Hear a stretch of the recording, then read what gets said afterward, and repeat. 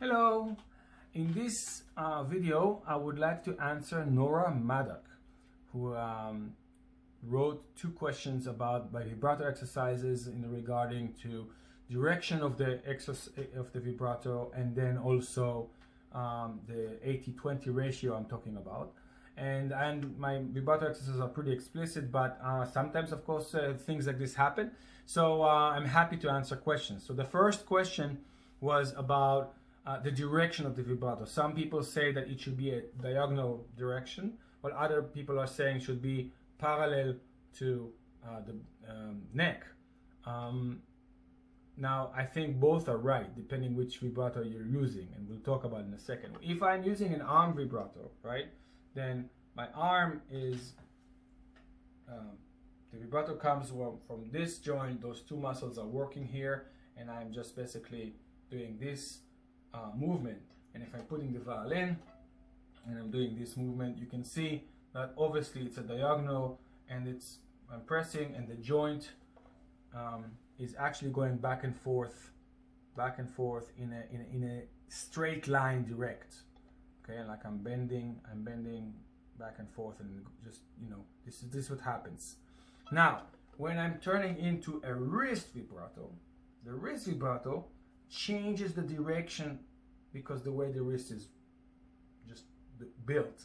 Okay, so we are going to do a wrist vibrato. You can see that the direction of the hand is absolutely parallel to I don't go back and forth. It's actually from front to back, and this is parallel to the neck. And the thing is, this is actually quite theoretical. It's good to know, but it should not affect your vibrato. If I'm doing an arm vibrato right now, I'm doing, and then I'm turning into a wrist vibrato, arm, wrist. Supposed to, if you develop both of those vibratos, you're supposed to seamlessly go back and forth, and the fact that the joint of the finger on the wrist vibrato is doing this little circle is not supposed to change anything. But this is good to stop confusion, because of course some teachers who mainly play a certain vibrato would say it should go in a certain way, and so I say it should go in a certain way depending on what vibrato you're doing. Now, the next question was about this 80-20 ratio that I'm speaking about between arm vibrato and wrist. This can be 75-25, whatever. I just threw this number out so you can understand that I do not solely rely on one vibrato when I'm using that vibrato. So if I'm saying I'm using an arm vibrato, I usually do not stiffen up. I just did it for you to see that it's just solely an arm vibrato, but usually when I play, I kind of loosen up the wrist. So when I'm doing an arm, this is a stiff arm vibrato, and then I'm a little bit loosening up the wrist, and it expands the vibrato. It makes it much more rich. The same thing if I'm using only a wrist vibrato. It's very small. Sometimes you need it, but I usually add this 20% of an arm, and maybe it's only psychological. Maybe it's just a way to think about it when it's like 80-20 or 80-20.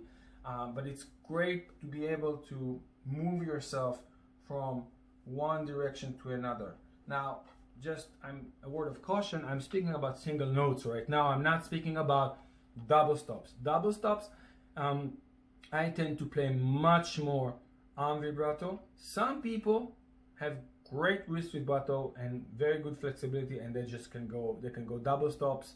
I can see them, especially, by the way, in the Far East. I've seen this fantastic technique of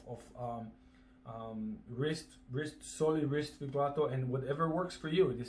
There are many ways to climb the Everest here. I'm never gonna climb that mountain, but hey, why not? But those are my 2 cents about vibrato exercises that I gave and those 2 questions that have been asked. So if you have more questions, hit the subscribe button and send me an email or write to me here. I check every the answers or the questions every once in a while, so just do it. Peace. Bye.